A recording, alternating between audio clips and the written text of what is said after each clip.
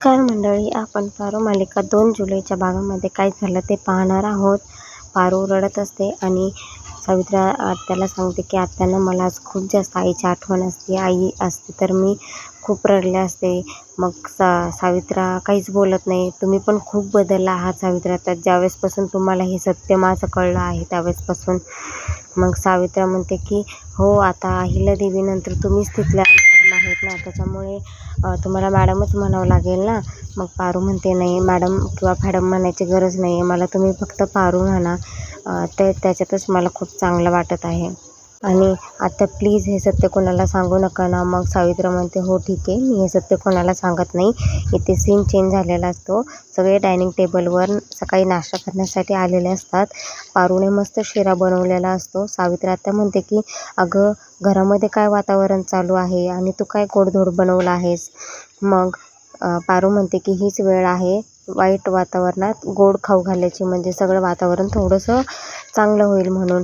आणि मग डायनिंग टेबलवर घेऊन गेल्यानंतर शिरा बघून श्रीकांत म्हणत असतो अहिल्या आणि आदित्यला खूप जास्त शिरा आवडतो. ते ऐकून अहिल्या डायरेक्टली तिथून निघून जाते आणि मग बाकी कोणीही नाश्ता करत नाही.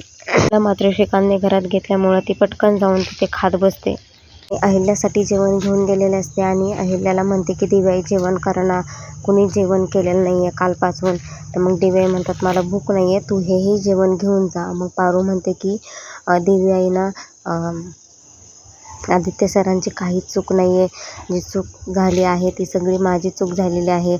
मला सांगूनही मी तसं वागले. तर मग अहिल्या म्हणते सगळा दोष तू तुझ्यावर का घेत असते ग प्रत्येक वेळी, असं करत जाऊ नको. मला एक सांग, तुझे ते खोटे लग्नाचा तुझ्या मनावर काय परिणाम तर झाला नाही आहे ना.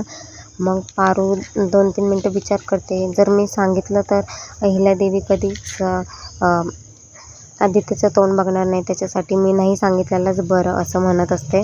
दिव्याई मला या गोष्टीची कल्पना होती, त्यामुळे मी काहीच मनावर घेतलं नाही. त्या विधी परंपरा, ते मंगळसूत्र, ते फेरे मी काहीच मनावर घेतलं नाही आहे.